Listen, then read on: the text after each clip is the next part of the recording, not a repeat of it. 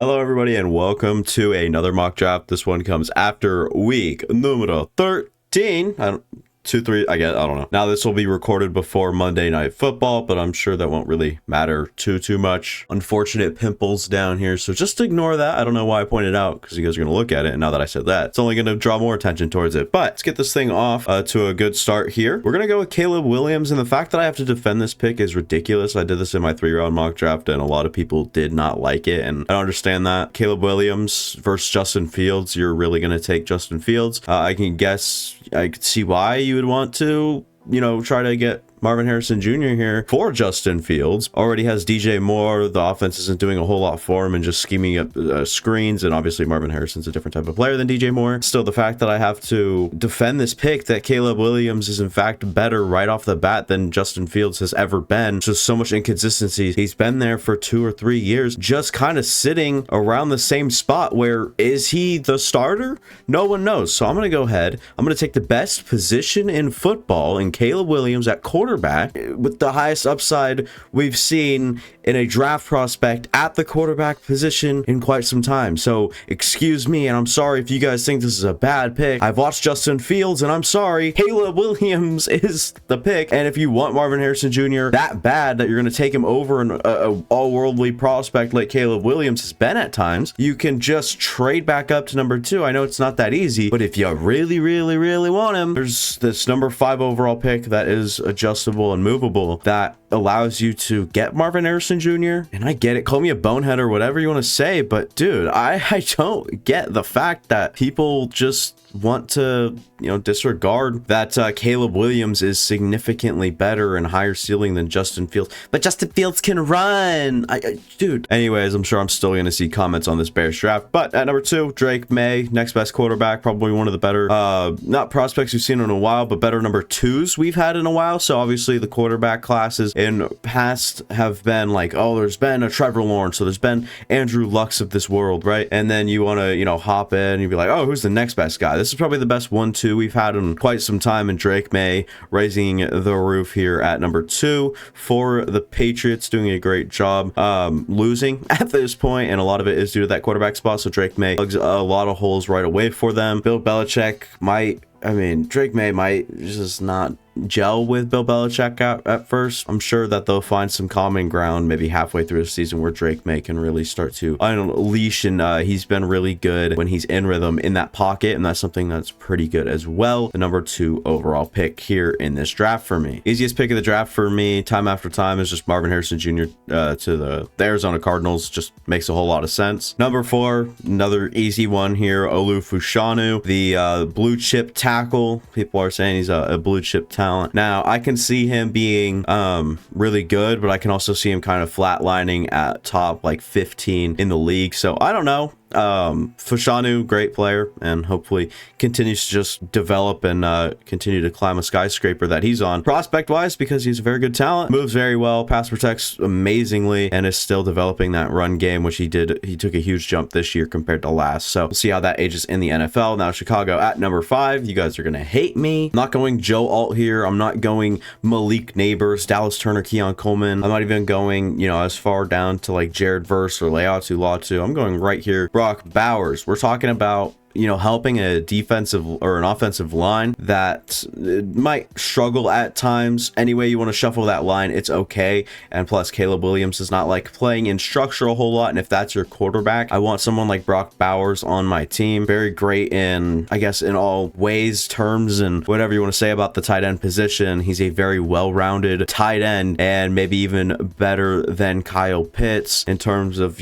catching the ball, not as much as a vertical threat with Kyle Pitts' athleticism. But as an all-around tight end, Brock Bowers is better than Kyle Pitts. Jets are left with another easy pick in this one, going Joe Alt, solid left tackle to come in and play. Mekhi Becton at that right tackle spot, maybe gets re-signed, and they get their tackle duo of the future. Maybe Mekhi Becton walks, and you look to get that deeper in the draft and or look in free agency for it. Number 7 for the Giants for me. QB's in play here for just a lot of reasons, but the things that Joe Shane has said, it's hard to guess, and You know how the quarterback pool is in the draft. It's really unpredictable at times. It says it's the top need. I don't disagree. Daniel Jones has shown, though, that he can play. It's not like they didn't just pay him $40 million a year. Kind of have to weigh that into the equation as well. Joe Shane said that it is something that they'll look at this offseason, whether it's in free agency or in the draft. So I would say if they pick someone up in free agency that is like a Gardner Minshew type quarterback, or they want to trade for not a Josh Dobbs, but someone a little better, maybe with a little bit more upside and game management to him. Not a whole lot of names come to mind to me right now, but Malik Neighbors will just be the pick. But if they didn't end up getting someone in free agency, I could see them going with another LSU guy in Jaden Daniels. Maybe you want to reach for the ceiling and go with a guy like Jaden Daniels, JJ McCarthy. But if you want a nice solid baseline that you can trust to come in while Daniel Jones is still recovering from that ACL injury, which I believe it's an ACL. Yep, it is a torn ACL. Maybe you want to go with Bo Nix and Michael Penix to kind of shore up for the first half of the season. That would perhaps be better than Jaden Daniels and JJ McCarthy if you're really looking to make a run next year, which I don't think you would realistically put yourself in that mind expectation, because you'd be really disappointed starting off, 0-3 or whatever they might disappoint with next year. Tennessee, another good player to team fit for me here. It's Talise Fuaga, the right tackle out of Oregon State. Don't mean to do that. He is just a dog. He mauls in the run game. Very hard working, high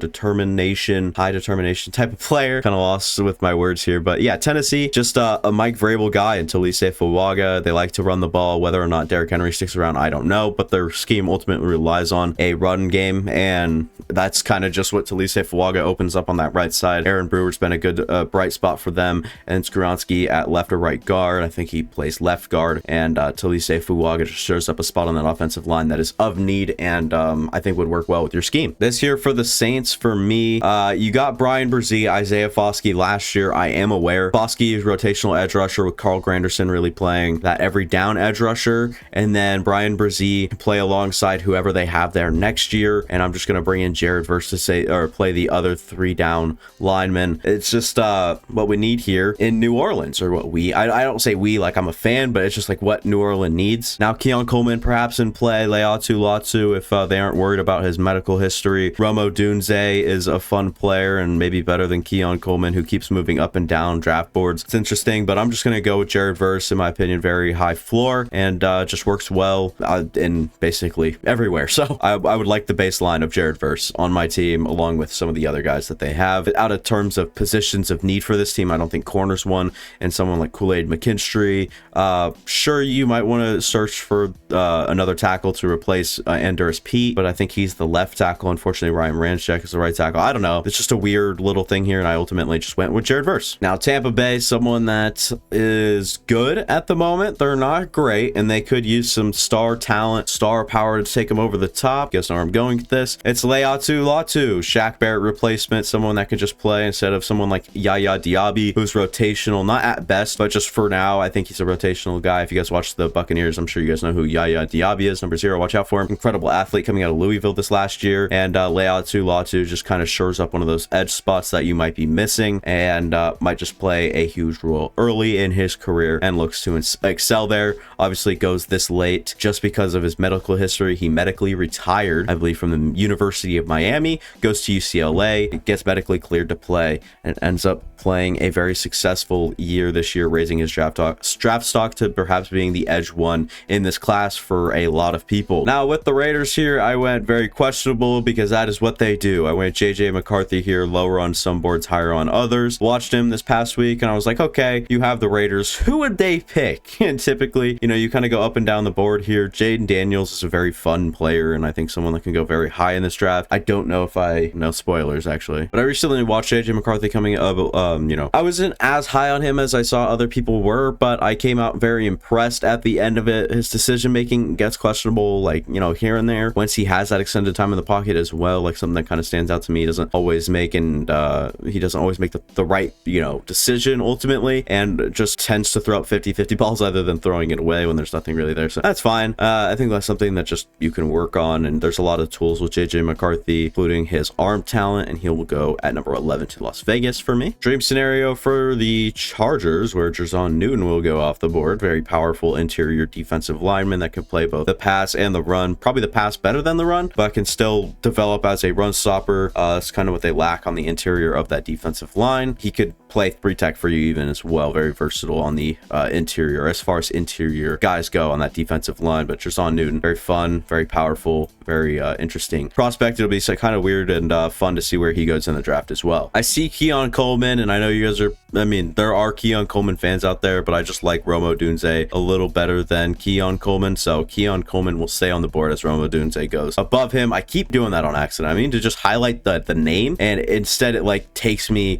all the way over there. It's like, dude, just let me highlight the name. Now, assuming T. Higgins might not get his contract extended, Rome Odunze comes in as a big body, similar type receiver, not quite the same body type, and go up and get it, like, idea, but Rome Odunze does play contested catches very well. 50-50 balls are a little bit more in his favor, more like a 70-30 in my opinion, just the way and placement that Michael Penix can put on it. I'm pretty sure Joe Burrow can put him in just as good, or if not better place than Michael Penix anyway. So Rome Odunze to me at 13 feels like a good pick. Now if Trezon Newton falls to them, might think about that instead. Dallas Turner on the board, I don't think you need it. Miles Murphy's there, Sam Hubbard's there, Trey Hendrickson's there, Joseph Osai has been a rotational guy for him this year as well, and he's played well at times. Buffalo Bills, they might kill me for not taking Keon Coleman here, but I think Khalil Shakir has played well enough to just stir up your slot spot while you have Gabe Davis and Stephon Diggs, and maybe you get a guy like Xavier Legette, Worthy, Adonai, Brian Thomas, Troy Franklin later in this draft. Really not a big deal. It's a deeper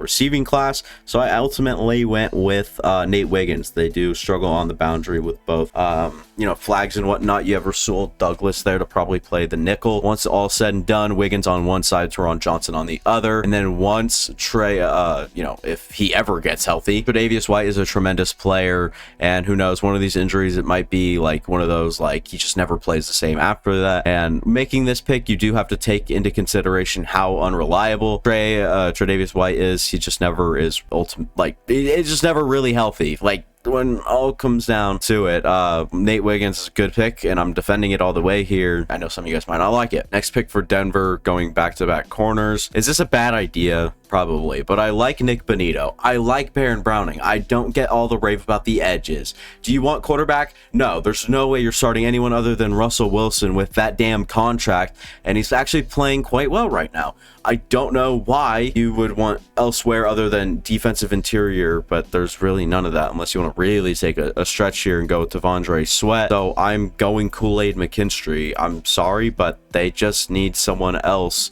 on that boundary. I think they have Ronald Darby playing snaps right now, and it's just not ideal. Oh no, sorry, they have Fabian Moreau. They have Damari Mathis, who kind of a question mark at this point, and then they have that McMillian guy that's been playing okay in the slot, kind of unreliable but a good playmaker. Reliable in coverage, but mixed plays on the defense, so that's fine. And then Seattle with my next pick here. I found it finally. Another one people are gonna hate almost for sure, but I'm gonna go Chop Robinson here. But Dallas Turner's on the board. I'm aware, not a big Dallas Turner guy yet. Might go watch some extra film on him, see if anything else, any bit more of my opinion can get weighed in there. But until then, I think that he's just lower than Chop Robinson for me. Boye Mafe's been good. Not really as of late, but to kick off through the middle of the season, he was pretty good. And then you have guys like Darrell Taylor who miss tackles left and right. He is good for a sack just because of his explosiveness, doesn't really have those tools. And Chop Robinson's floor is basically, Darrell Taylor, if not Boye Mafe right now, how he's currently playing.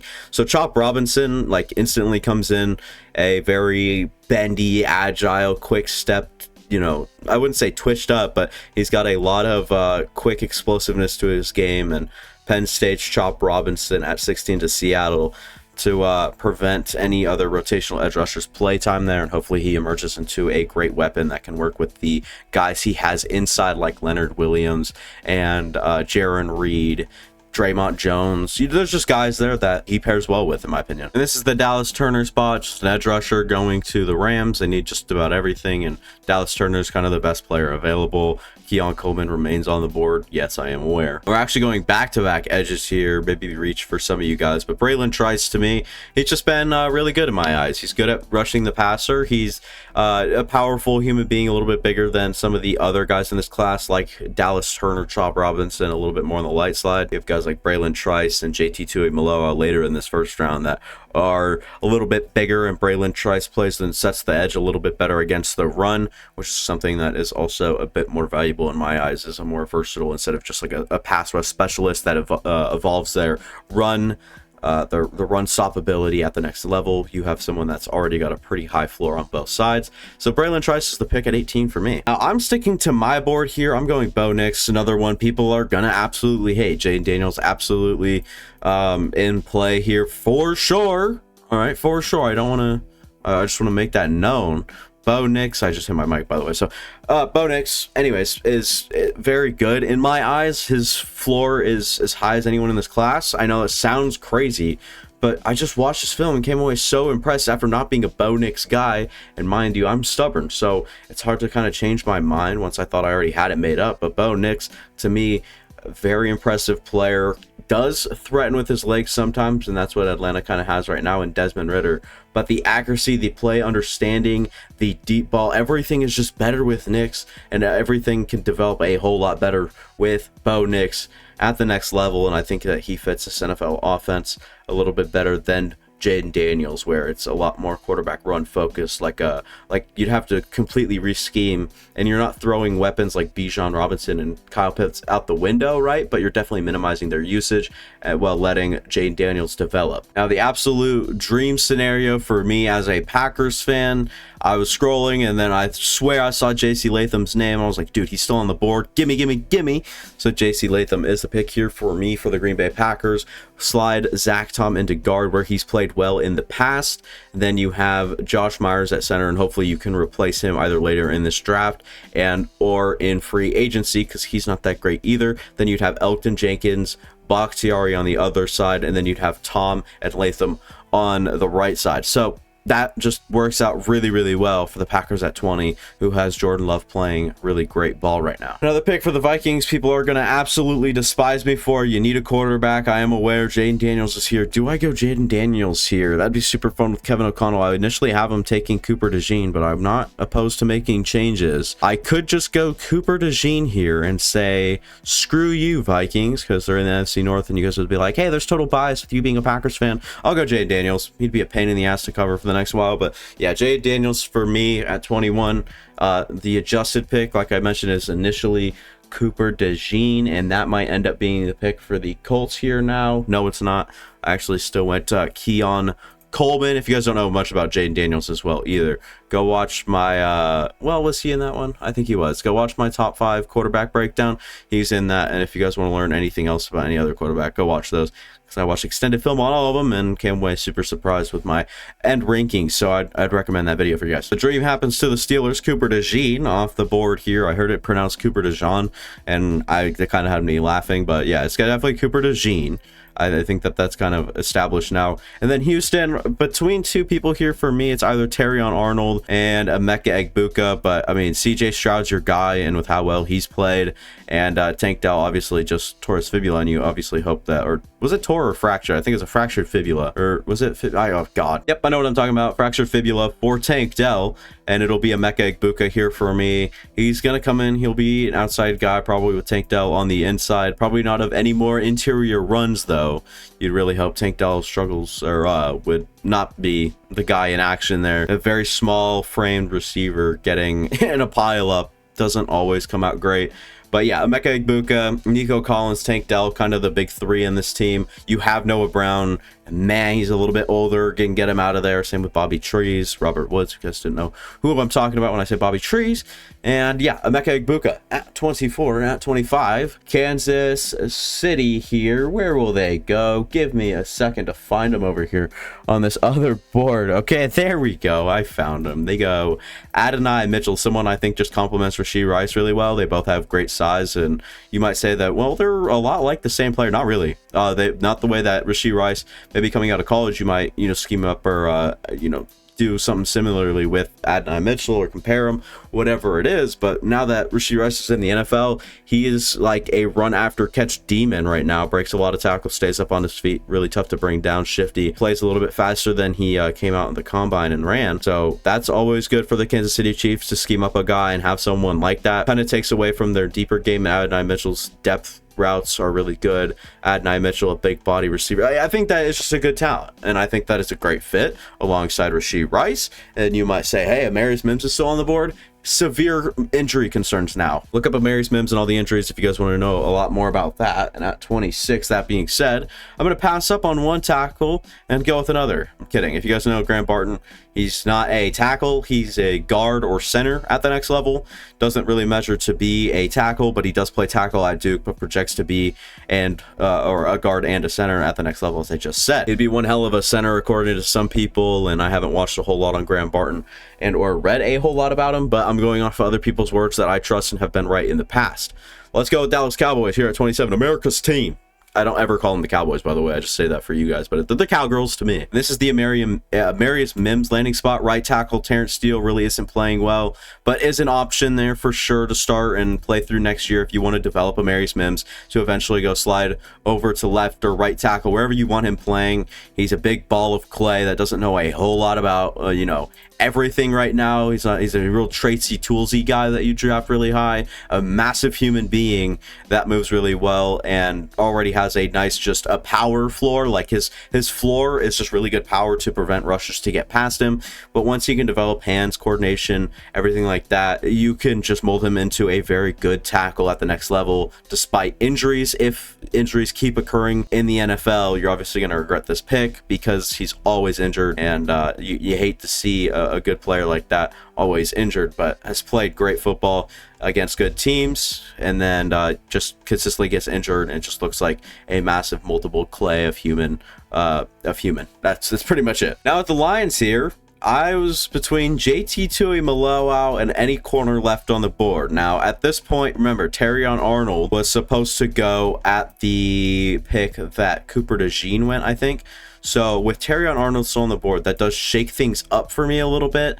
It's kind of which one do you need more, and then when you watch the Lions, you're like, it's corner for sure. So Terrion Arnold can get there, and then hopefully you get James Houston back either by the end of this year or at the start of next year on the other edge of Aiden Hutchinson, and he can develop into a good ball player. Off season, you look to add both corner and edge, but you can still look to draft both of those in the first round. We'll have to see what ultimately ends up happening. And then here with the 49ers, who I watch every single weekend, I'll tell you, week and day after day. Kamari Lassiter, they just need corner. They need secondary. Kamari Lassiter, in my opinion, is better than Kalen King, who's lost all confidence in himself, really inconsistent in coverage. Denzel Burke is good at things. Josh Newton, athletic concerns along with inconsistencies. And Quinyon Mitchell doesn't really have the caliber of competition you'd like to see with one of these top and first round corners that you'd be like, oh, it's a sure thing. Kamari Lassiter, neither is but he's a very instinctual player.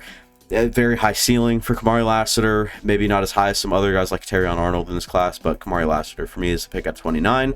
Argue with me or not, I think it's a good pick. Then with Baltimore, that puts me between two players, and that is, well, I guess it puts me between like four. Josh Newton, Denzel Burke, Kalen King, and Xavier Legette. Now, I might end up just going Xavier Legette here for fun. I don't know. I feel like they need corner better or corner more. Josh Newton, maybe a little like a tier, like maybe on the same tier as Denzel Burke, but Burke is just better than Newton. Kalen King, I have a tier below these guys. Quinyon Mitchell, probably not that guy that jumps into that first round surprisingly. Do we go three back-to-back corners taking Denzel Burke here, who's got all the tools? And yeah, I think we just do. I think it just makes the most sense. And then at 31, this is my Xavier Legette landing spot. He's like 6'3" or 6'2", maybe 6'4", something like that. This is NFLDraftBuzz.com if you guys don't know, but 6'3", 227. His last reported 40 time was a 4.29. He's 227 to almost 230 pounds.